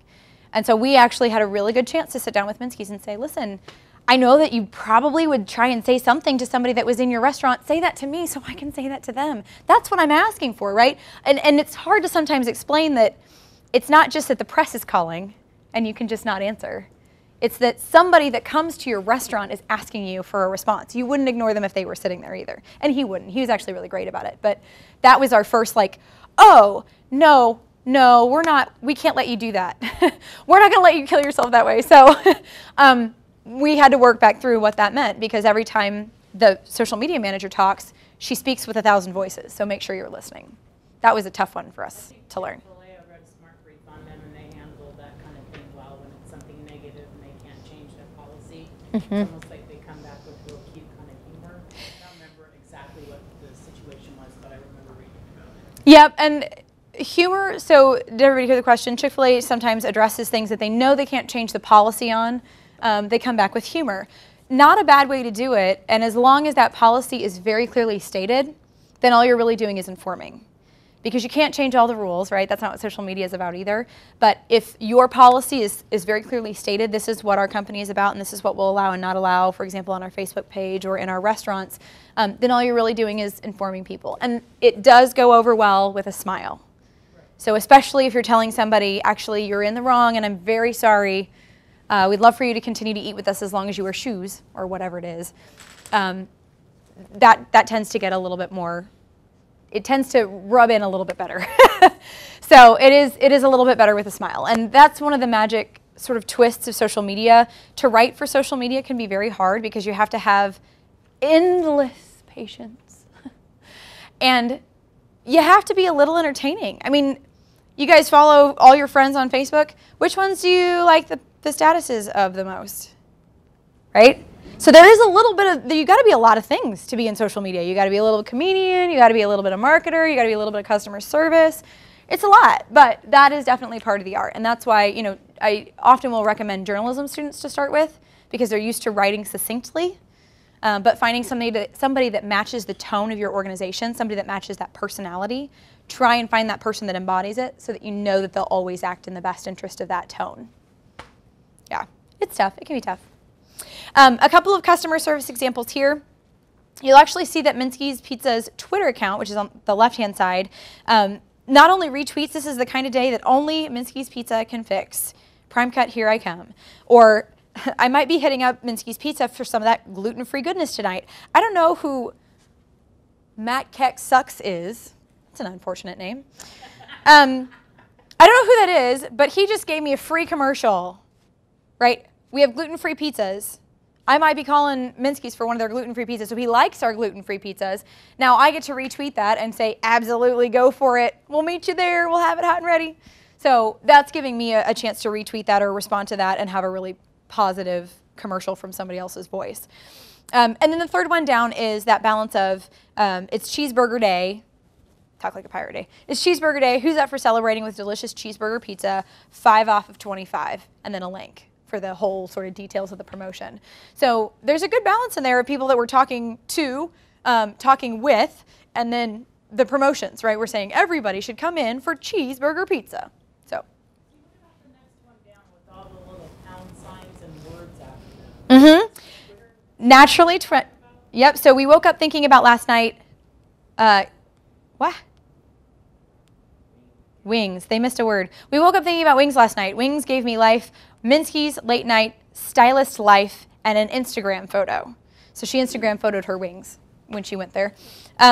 Because it's Instagram, Instagrammers tend to use like 5 to 10 hashtags with every photo. In Twitter, this is super obnoxious because you only have 140 characters. And if you're using a link, you only have 120 characters. So on the Twitter side of things, I wouldn't say load up. On the Instagram side of things, apparently that's the thing. The more the merrier, everybody in. InstaKC, Instagram best, yum, right? That So puts it in different places as well? kinda, yeah. So that means that anybody that is checking all people who say yum about their lunch, they could see a lot of really delicious looking food and then go through and like it, or so kind of interesting. The one on the right-hand side is the Facebook complaint. Bad experience at the Liberty, Missouri location. Where is the corporate office located? They need to know about this. Best possible answer is it's already being fixed. That is where we're at now with Minsky. So what we had before, what we have now is she had also complained to the manager and it was already logged and was already being addressed. So she was already getting attention for her bad experience. At the time, the social media manager had to reply. So now all the social media manager has to do is stay in contact with whoever's job it is to fix it, right? So she had to call and say, hey, did you know you had this problem? Yep, she also sent us an email. Great, what can I tell her? Tell her that we're already working on it. She can have free pizza on us next time or whatever it is. All right. The Roastery. If you need an example of how to use Instagram, the Roastery kicks rear end. And it's because Danny likes it. That's it. That's the whole reason. It's him going to all the restaurants that the Roastery serves coffee and taking pictures of the food or taking pictures of the events that they sponsor or taking pictures of things he loves in Kansas City. It's not all about coffee. It's not even all about food. But he genuinely likes Instagram. So you can see that he went to Miss Saigon. He loves that the theater has been supported by Kansas City private money for so many years. That has nothing to do with coffee. That's all Danny. So if you know Danny O'Neill, this is perfect for him. He wants a one-shot with a couple of lines, and he wants to show you what he loves about his city. A couple other things that they have in there, a sponsored event that they have at the Kauffman Center, Shop Local. and a car show that they had a little while ago, things like that. So you can kind of see what their flavor is. I would actually recommend that you follow, he's also got a Twitter account that I think all of these images go to. So if you wanted to follow everything, he probably is mostly updating Twitter with his Instagram. And that's the reason that I say if you don't want to do Twitter, it's okay if you just make public your Instagram photos, because it's that extra audience of people. And I mean that from a brand perspective. From a personal perspective, I don't know that you're going to get a ton of people following you on Twitter if you're not following them back. But from a restaurant perspective, if all you tweet is what you're putting on Instagram, that might be okay. You could still clearly communicate that way. I don't love the idea of Facebook and Twitter together, because you're really shorting yourself if you have 140 characters on Twitter and you push that to Facebook, you're really not taking a great advantage of Facebook. If you use Facebook and you're trying to squeeze that into Twitter, it's mostly about half of a sentence, ... and then a link to the Facebook post, which is obnoxious. So I don't love that comparison. So, you know, I never thought that before, because I follow him on Facebook. Yep. So you think he's a separate post? No, I think he posts probably to Facebook and to Twitter from his Instagram account. So I think Danny O'Neill probably uses Instagram as his primary way of pushing to each medium right now. But then he'll also, Facebook becomes a natural sort of converse for him. So he'll actually have full conversations on Facebook with people that are friends with him on Facebook. And Instagram he does a little bit, but most people are following him on Facebook or following the roastery on Facebook, right? It's like an uplift to your game. He's really great at it. And that's the other thing is not every company has a Danny that's really sort of naturally positive and naturally involved in Kansas City and loves every new, you know, I remember sitting down and teaching him Twitter and he's like, he can't wait to get to it. Not everybody has somebody in the company that's really like that, and that's okay. So if you don't have somebody that's really geeked for Instagram, you don't have to have Instagram. That's okay. Because it's going to have to be pretty genuine. I mean, he really loves Kansas City, and that comes through. If you have a business owner, so if you're working in a restaurant but you're not the owner, and the owner isn't really in love with Kansas City and he's not really like, you don't have to put him in the spotlight, right? So if that isn't going to work for your business, then don't do it. He sends out email newsletters, I don't know how many times a year, but they're huge. They're Yeah, his letters. We can't get him to make them any shorter. I feel like you're part of his life Yep. when you read them. Yep. He is one of the companies in Kansas City that he is the company. Absolutely. So, Foursquare, I would say this is the one that may be most foreign, besides Google Places, most foreign for this group. And it's just because if you haven't used that sort of check-in mechanism, some of this won't look terribly familiar. Some of it really will, though. So if I go to, this is the web interface. Nobody spends time on the web interface. This is just the easiest for me to get a screenshot for you guys. So if I were to look for, on my phone, Houlihan's or American Restaurant or whatever, cocktails, happy hour, Houlihan's has invested money to come up as a sponsored location for happy hour or for whatever. So this is one of the ways that you can spend a little bit of money in social media, and Facebook has the same thing, not location-based. Facebook, you can do sponsored posts, so if something is particularly popular, give it an extra $10 and it can go to all of your fans' friends, right, for a little bit of extra boost. You'd be surprised at how much further that goes, and you'll notice a difference in engagement most times too. It always suggests that you boost a post that is already popular because you found something that resonates with people. So send that to their friends of friends or whatever it is. In this case, Houlihan's is so popular on Sundays, American Restaurant, nightlife, breakfast. You know, they've tagged themselves with some of this so that we can know what we're looking for. If somebody says, I want breakfast, and they're close to a Houlihan's, Houlihan's is paying to be sort of at the top of that list. And that's okay, right? That's still, Houlihan's is still delicious for breakfast. So that's one of the things that you can see on there. And then the other is the orange special tag or whatever on the top corner. And that is for, if you check in, what is it? Prove that you're the mayor and receive a free appetizer up to $9 in value. This is sort of the loyalty punch card for digital, right? And there are a ton of other apps that are doing just that are just doing the loyalty punch card. For example, if you use Square, has anybody been to Mildred's Coffee House? They check out using an iPad and a Square. They run their credit cards on it, and the Square itself will keep track. You used this credit card last time, so I know that you've been here 1, 2, 3. Come 2 more times, and I'll give you a free whatever. Those loyalty programs are starting to become a lot more integrated, so you don't have to carry cards with you for everything. Your phone becomes your loyalty card, your punch. Same as that thing we studied last week. Front Flip that's a little bit different. Front Flip is actually a Kansas City-based company. And they are, you go into a restaurant that participates and you scratch off your sort of lottery ticket or whatever and get a % off based on luck, random chance basically. So it's a little bit more lottery than it is loyalty. Yeah. And that one, there's a lot of really good settings behind the scene, I think, on that one for how often somebody gets half off or that type of thing too. So in any case, this one's a little bit more involved to do once you claim your location on Foursquare. You can set up specials, but Foursquare has gotten really good at teaching you how to do it. So while I won't show you how to set up a special or buy advertisements on Foursquare today, once you set up your account, Foursquare will start prompting you to do those things, and it'll kind of make sense hopefully for you once you're in there. Like I said, it doesn't require a degree to do. It's supposed to be easy. It should be really easy for them to let you spend your money with them. So, all right, getting started. What do I budget? $0. $0 still means your time, and I would start with, if you're going to do it at least once per open business day, I would give it 15 minutes to start. Now that does not include when you set up your profiles, right? You're going to invest probably a dozen hours, something like that, setting up your social media profiles. And then once a quarter, make sure your hours are up to date, your address is up to date, check sort of the NAP, name, address, and phone number information to make sure that nothing needs to change. The description doesn't need to change. Oh, we have breakfast now, whatever it is. Make sure that you've got that up to date. That's going to be the time that you allow a staff person, if it's somebody in this room or somebody at the restaurant that you work at, that's the time that you're letting them invest where they're not reaping in other dollars. So I'm letting you spend 5 hours on marketing, on PR, that otherwise you would be spending on placing advertisements or that type of thing.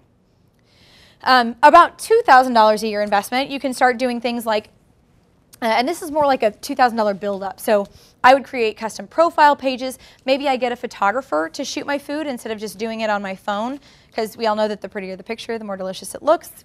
Get some real traction with that. So that's sort of the first level of additional investment. And then the tools. So for example, I use TweetDeck. It's a free product of Twitter. They actually bought up TweetDeck. You can use something like Hootsuite, and it starts to cost $20 a month, something like that. And then the bigger side of that is measurement. So using something to measure how you're doing. How many clicks did this one get versus this one? How many likes did this one get versus this one? Facebook will give you its own analytics. Everything else, probably you're going to want some sort of a tool. One of my favorites is Crowd Booster, and it's free for one account, Crowd Booster. That gives you growth, follower growth over time, and it also gives you this post. The bigger it is, the more popular it was, the more impressions it got, the higher it is on the scale. Kind of a neat graphic sense of how your posts were for the last 7 days, 30 days, or 90 days. I really have grown to like that one. And then for about $7,000, you can start to hire a consulting firm for marketing competitive research. That could be a one-time upfront fee, or more likely is going to be something that you redo quarterly or annually. And then a social media strategy or paid advertisement placement budget. And that's $7,000 to $700,000, right? Houlihan's is not spending $7,000 on this. They're spending a lot of money on this.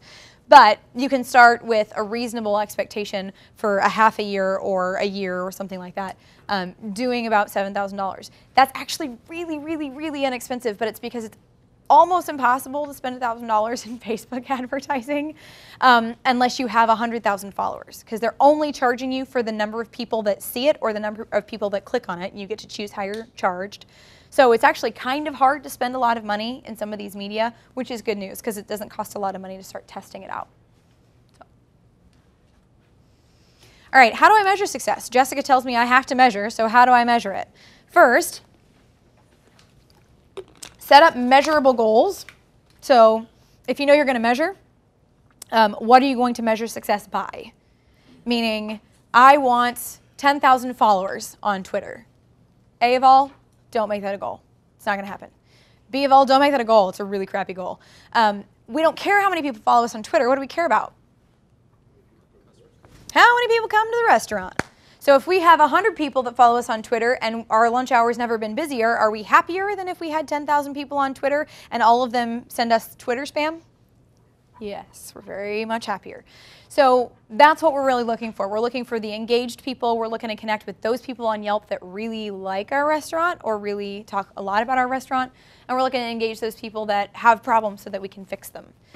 So we want probably goals like how many customer service issues did we resolve because of social media? How many people did we get at lunch on Wednesday? If all we did about it, if the only thing that we put out in the world was an ad on Facebook or a sponsored post on Facebook about our lunch special on Wednesday, how many more people did we get this Wednesday than last Wednesday's special? And you do it a couple times, right? Because maybe pizza does better than lasagna, but yeah. Did you do like certain specials that like, or just a better way to gauge that without having to only put all your eggs in one basket, so to speak, is like have like just a special promotion, like, you know, $5 burger and fries and a beer, but you can only know about it, you know, mention this post or mention this ad. Would that be a better way to gauge it, or would that be, you think that was get costly trying to run two different things at once like that? So it's a good question. Is it going to get too costly if I try and run two offers against each other, basically, or if I've got my email crowd bringing in one offer and my Facebook crowd bringing in one offer? Two things. One, you want to make this as easy to measure as possible, and sometimes self-reporting fails. How did you hear about it? So a friend told me to come in. Your friend is me. I'm on Facebook, and I told you to come in because I told you we were going to get $5 burgers and fries today, and a beer is only $1 more, or whatever it is. Generally, if you can take things like, you know, your raw numbers every day, that's something you can definitely measure. You want to attribute that back to something, and the easiest way to set that up is to take out all the other variables. So if Facebook is the only thing you're testing, or if social is the only thing you're testing, right? So you could do the same thing through email, Facebook, and Twitter, and do no paid media, do no whatever else, and you wouldn't have to worry as much about you know, did I miss anybody? Or because you are losing probably some of your audience if you don't go all the way across with that. So I would say probably Facebook does have a good, Google does this better, but Facebook is trying a good ad A versus ad B opportunity.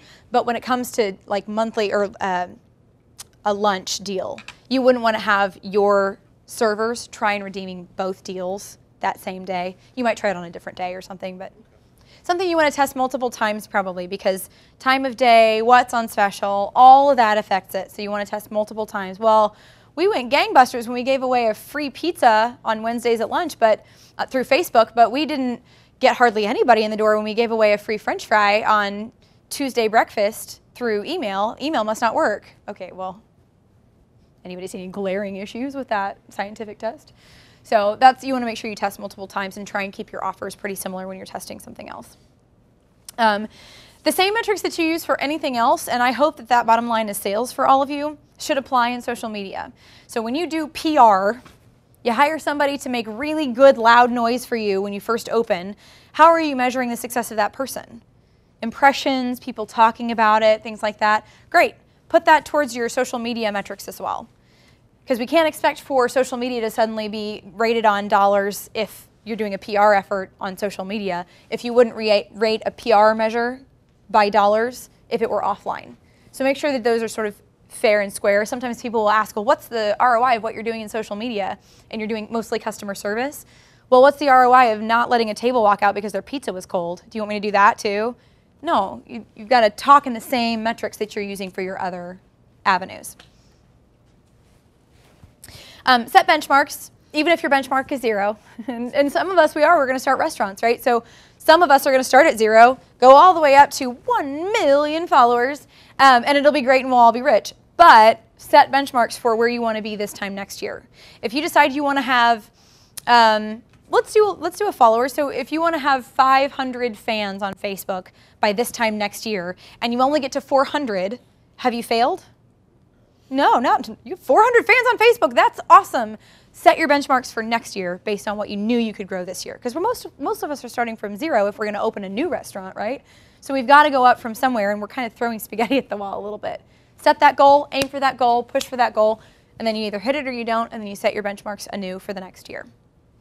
And this is sort of all of the Twitter activity, Facebook fans, people talking about this, or PTAT.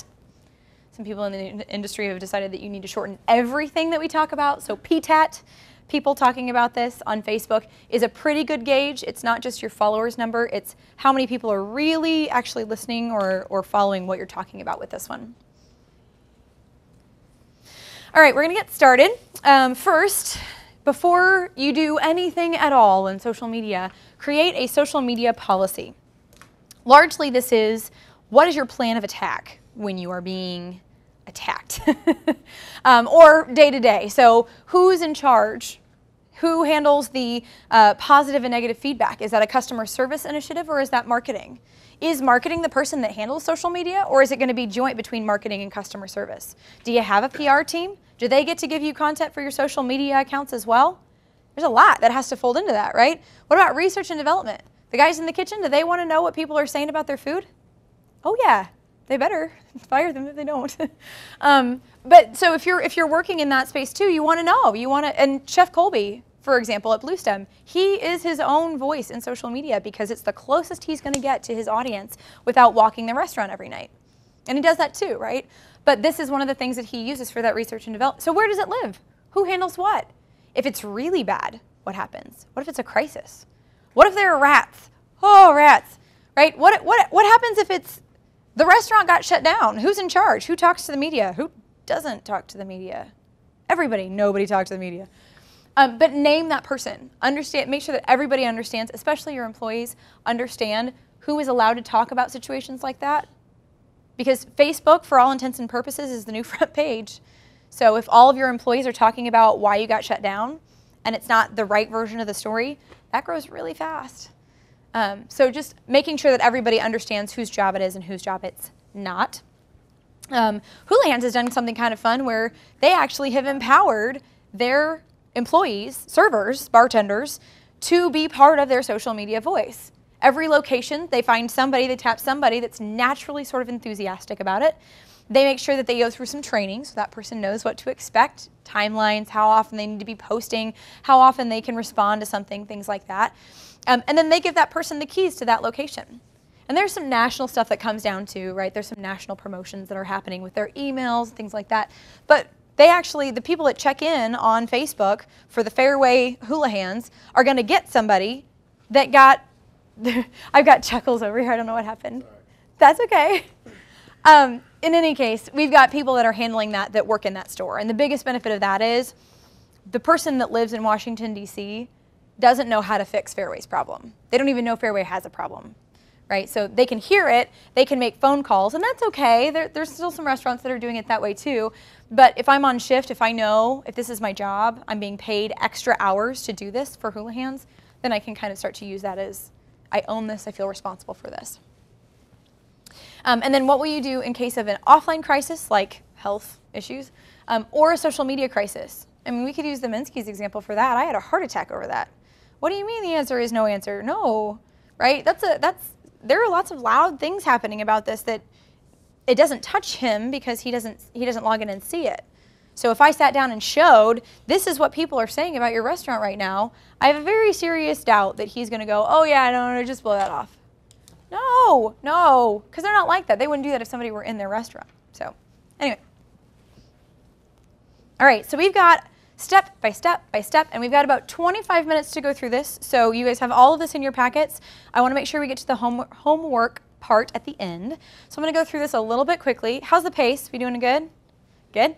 Any questions so far on the strategy stuff? On the where, when, why not, how not? Okay. Yeah. Now, I took a class at the Kaufman Foundation in Yeah. Kansas City. Yep. And they were explaining how often you put your ads on these Facebooks. Yeah, what did they say? And that's what I'm asking you. The same. So she went to a class at Kaufman Foundation that told her how many times to post on Facebook and Twitter. I'm always interested to hear what people say. How many times is the right number of times? Every day. That's a good answer, right? At least every day. Why would that be? Nothing else that shows interest and activity and that you actually care and put the time and effort into your organization and company. I like that. Okay. Anybody else have a different answer? Doesn't it kind of keep your business or your restaurant at the forefront of their mind, maybe? A little bit. It depends on the medium. So to Chris, right? To Chris's point, it's especially on Twitter, you've got to repost because it's just that is a hose of information, right? If you're not on at 9:10, you didn't see my post. That's fine. So I have to post again at 11. I have to post again at 2, whatever it is. So there is a little bit of staying in front of people to that. If you do that on Facebook, you're actually spreading your audience thinner because Facebook is not linear by time. So if somebody likes your post at 9 but didn't like your post at 11 and nobody liked your post at 11 and then you post at 2, Facebook's going, whoa, you don't have the audience for that. You don't have the engagement for that. Because Facebook gets to choose. Facebook's a jerk. No, I'm just kidding. Facebook's not a jerk. Don't post that anywhere. In any case, so you want to be a little bit more judicious with what you post on Facebook. I think once a day is probably still okay. I would only post those days that you plan on watching. I think on Twitter, and I heard a great statistic that was only if you tweet at the same approximate time every day for a week, you'll reach 10% of your Twitter followers. Woohoo, that's what we're doing this for, really? Yeah, really. So because that's a fire hose of information, it's all sort of, you put it in the flow, the river, and hope for the best. It goes on the radio, and then you have to say it over and over again because you can't just have one radio spot either, right? You have to buy a schedule so that people hear it over and over again, or they hear it once because they only tune in at 2 times a day or whatever it is. So, long answer, I would say that each restaurant probably needs to pick up their own frequency and test it. I think a good start would be once a day maybe for Facebook, or 3 times a week would be okay.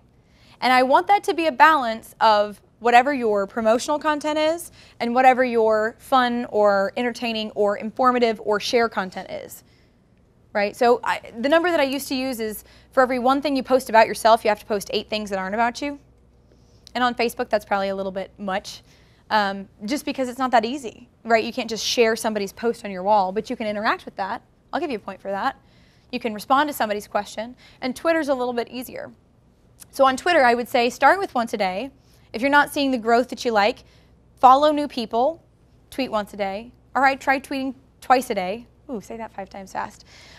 Grow that a little bit because I think Gatorade, for example, will say 20 times a day. I think that's extraordinary. I don't think anybody in this room needs to be doing 20 times a day. Okay, Yes, that's my feeling as well. Can't But that overpower your audience if you keep saying the same thing over and over? well, and that's a really good point, is if you're saying the same thing over and over and over again, 20 times a day gets old really fast, right? So it's not just how many times you're saying it, it's how often do you have new content? How often do you have new information? So if you know that 10% of your audience is getting it if you post once a day, maybe post it a slightly different way twice a day, and over the course of 3 weeks, maybe you'll hit most of your audience. Maybe not. Maybe 50% of your audience is all spam bots anyway, and that's who your followers are. So just keep in mind that your audience will unsubscribe or unfollow or whatever it is to tell you that you're over posting. If you see that you've got a 25% impressions, number of impressions, 300. I've got an audience of 400 people and 300 of them saw that post. And then 250 saw the next post. And then 200 people saw the next post. I'm posting too frequently, or I'm not posting very interesting things. So watch your metrics and test and see kind of what works. But I'm always interested to see, there are people that'll say, you have to post 20 times a day. Really? Really? Meemaw's Bakery, downtown Kansas City, 1 location. You want her to post 20 times a day? Okay, give it a try.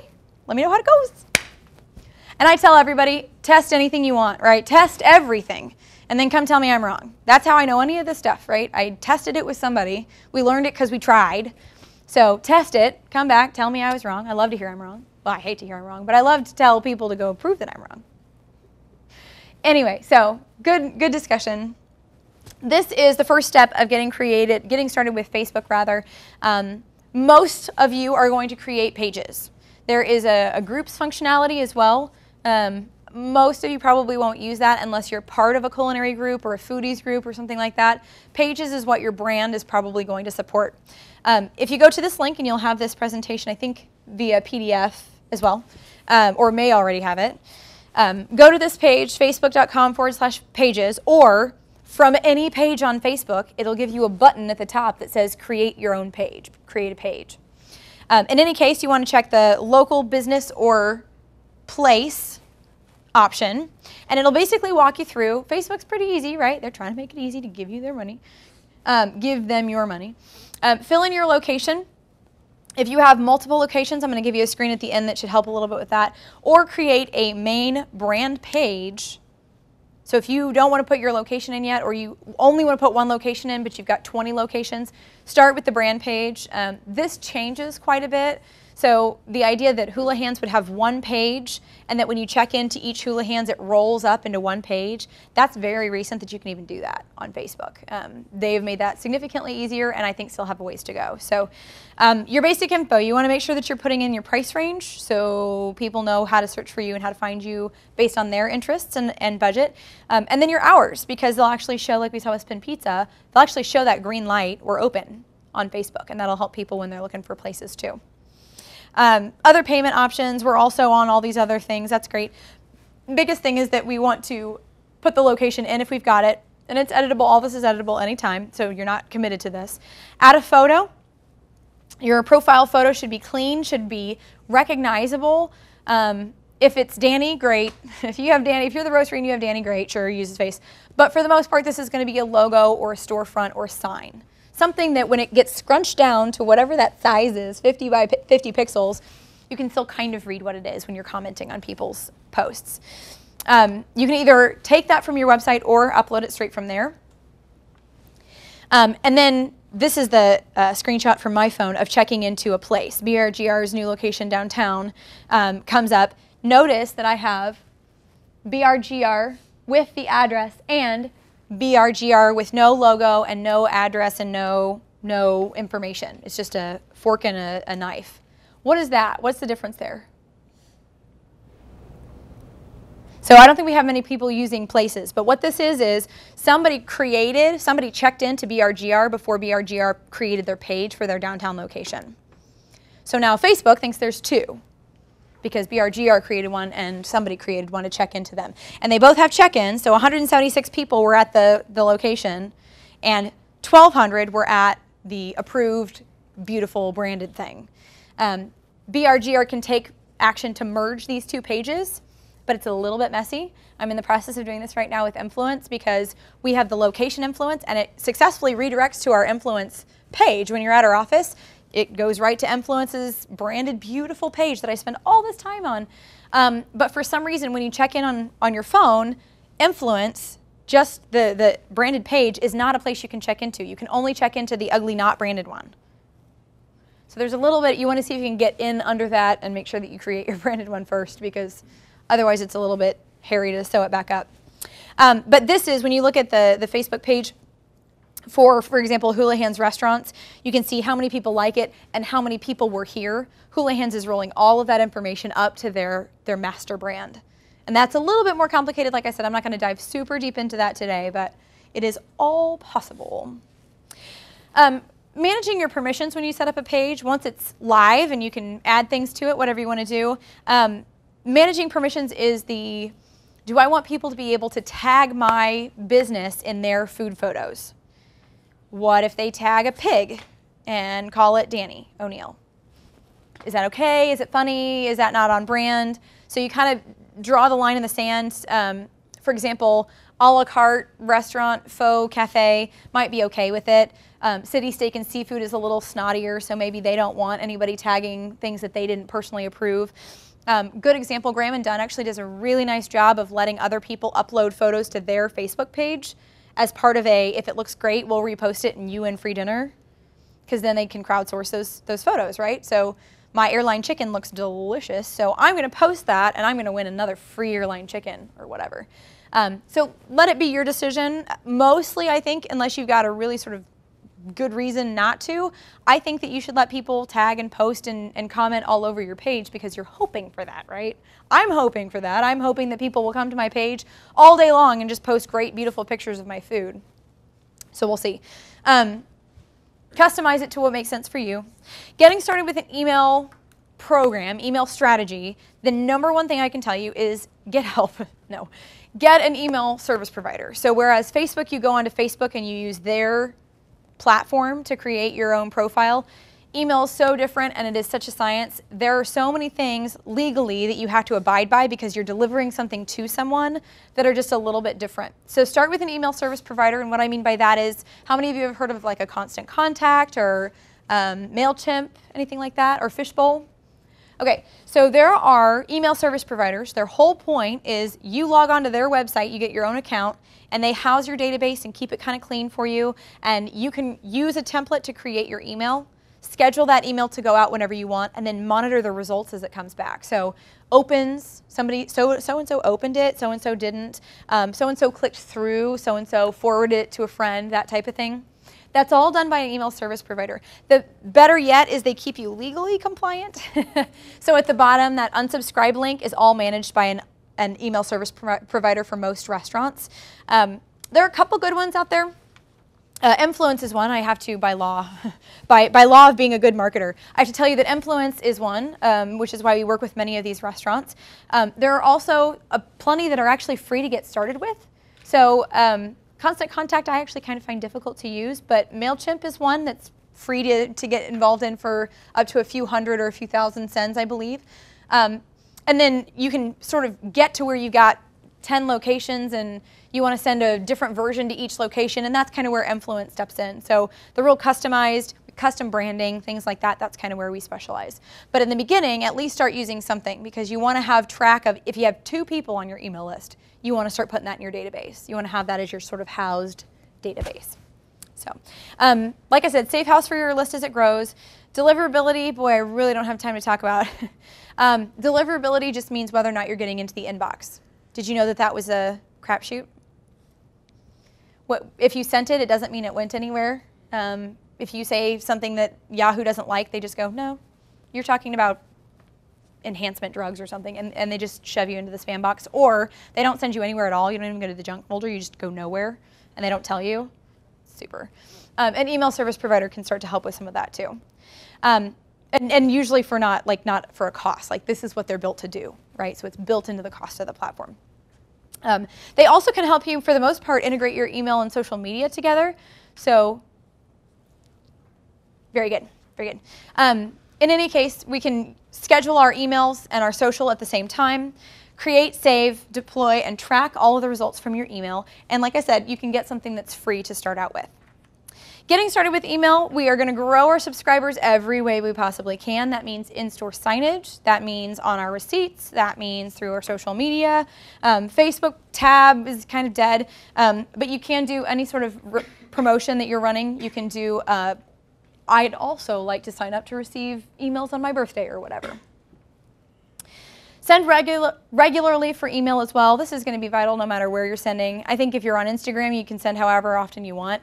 Everything else, try to have kind of a plan for. You guys get a copy of this, and I just realized how close we are to time. So getting started with Foursquare. Personalize your Foursquare page. It's the same thing. Go claim your location so that you can update your NAP information, name, address, phone number, and your hours. And then manage your listing through the back end of Foursquare. I'm really flying. Manage your listing. You can help they'll help you create specials through this. You can actually see who's checking into your location. So mostly it's males between the age of 18 and 35, right? So that helps you do some market research as well. Adding photos, you can either choose photos that people have used when they've checked into your location. That's kind of fun. So you can tap other people's photos to become sort of what they see when they check in. And then updating your map location. This one's really good because I think they use mostly Google information, but sometimes your pin is like across the street, or the pin is in the middle of the block and it's not helping you out. It's hard for people to find you or find where to park, and you can actually physically move that on your Foursquare profile.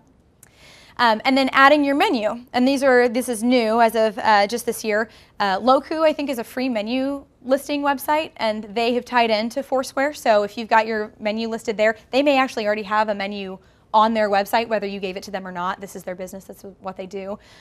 So you can use that. Or single platform, which is a paid one. And then if you've got an OpenTable relationship, OpenTable now has a relationship with Foursquare. So you can set reservations and then check into that reservation. All new this year, kind of fun. Adding special events to your calendar. Like I said, if you got a special wine dinner or something like that, Foursquare has really gotten robust with what they'll let you do. and then specials. For every 5th time you're here, I want to give you a free cookie. I love cookies, so I'm going to come back because I just am on my 4th time, and now I need my cookie.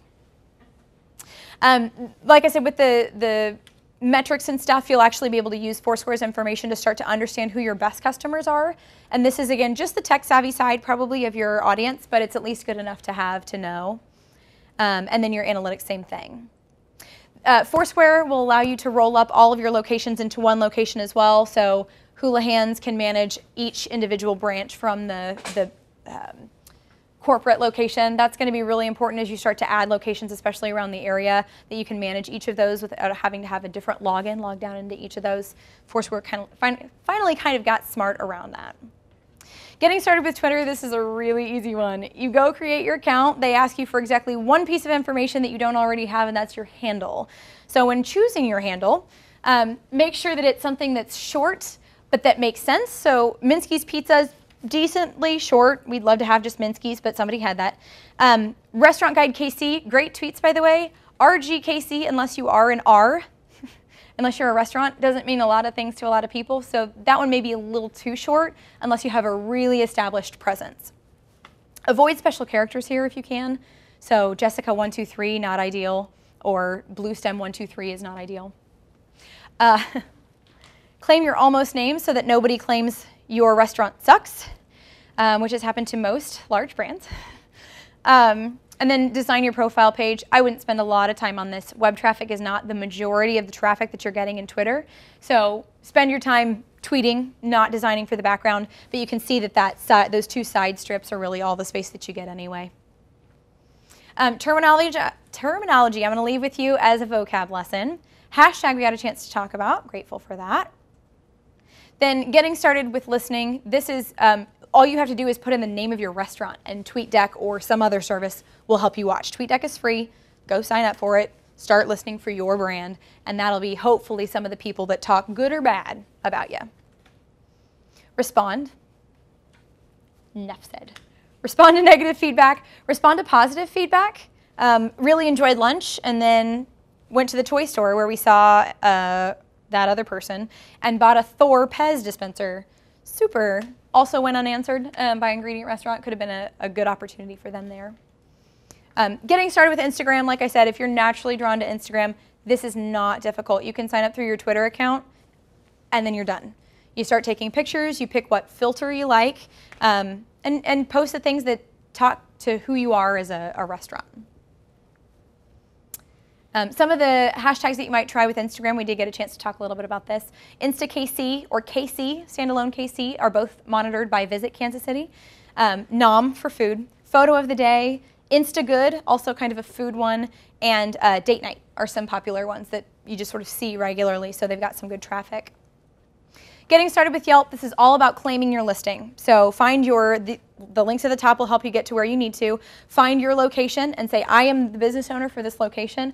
Or if by chance you are brand new and you get to create it, all the better. It'll walk you through the process of doing that as well. Work here, unlock this business page. And it'll ask you if you're the marketing person or if you're the owner, so that there can be one of each of those for each of the locations as well. And then the difference with Yelp is you can create a personal account and check into places and write reviews. That is going to be separate than from your business account. So your business account will help run the face of your business and can be marketing@mycompany.com. It doesn't have to be a real person. When you go and check into places and have reviews, you'll want to be a real personal account. Again, keeping your NAP information current on that and monitoring reviews is going to be the biggest part of that. Good news is we went over a lot of this. Creating deals on Yelp. This is not nearly as popular as they wanted it to be on the heels of Groupon, but this is the idea, right? You would be able to buy a gift certificate for less than its face value. And that's something that if you're looking to spend a little bit of money and get something out of Yelp audiences, especially if you're targeting those real foodie elite eaters, this can be one of those ways that you can get them in the door for the first time. And then Google Places. This is imperative for anybody trying to find anything that you serve. If you serve pizza, you want to come up for pizza. If you serve soup, you want to come up for soup. These listings take over the first page of search engine results. So especially if you're on a mobile, right, the first 3 results that you see, no matter what you search for, are going to be places locations. So you want to make sure that you've claimed your location here. And that one's actually silly easy. Google has made this a lot easier in the last few years. Google.com/places, and you can claim your listing there. They will send you or add another business, there we go. They will send you a postcard or call your business, and that's how they, like if you can answer the phone at your business, you must work there. So that's how they'll verify your information. This is what Google Plus looks like. Again, I just got confirmation from my search engine guy. They're still not really integrating this very well, and if you have multiple locations, it's a headache. So this is on hold. The Google Plus side is on hold, but please keep your ears to the ground for that, because I think that will eventually be how Google prefers that you update all your information. And then YouTube. So YouTube, if you've got a Google account, I know, if you've got a Google account, you have a YouTube account, so you don't have to create something new. You can sign in with your Google account. And even better, like I mentioned, you can create mobile videos, and they can be on YouTube like that. So it's kind of fun.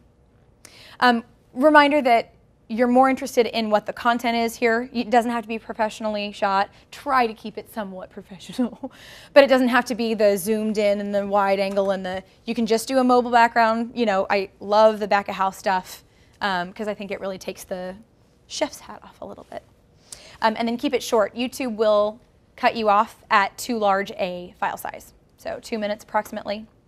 Last but not least, if you're looking for a fun example, I think Buffalo Wild Wings does a really fun job here, so I put them in as well. All right, homework time. Part 1, research, and this should be on the back page of your packet. Track similar restaurant concepts to what you're opening. If you're opening a cafe, coffee shop, fine dining, white tablecloth, whatever it is, what times of day do they post? How often do they post? How often do they post photos versus text, right? How often do they post outbound versus have conversations with people? How often when they post outbound are they talking about themselves versus other people? That's what I say. Share your stuff about once in every 8 times that you share other people's or more interesting good stuff. So a good recipe or something going on in Kansas City or thanks to somebody that came into your restaurant, all of that should make up your total. One of those 8 should be something about you. Come eat for lunch tomorrow. Then part 2, take what you've learned and set up your own launch for your restaurant. Let's say you're opening a restaurant. I know not everybody in here will be, but let's say you're opening your own restaurant. Set up your launch plan for that restaurant. This for me means putting together an actual calendar, getting a calendar out and saying, my open date, soft open is this day, hard open is this day. I want to start teasing on this day. I want to have social media sprinkled in between the first email, the second email, and the launch day email. Find what that sort of flow looks like, and then that will be due to Dan, right? Very good. At the end of the semester. Very good. We'll go over this again. Yes. Sorry to be flying through the end of it. And then I will take a couple of questions for those who can stay. These are some of the things that we can kind of marinate on if you have time. I realize we have -7 minutes. So thank you guys very much for your time, and I hope this has been really helpful for you.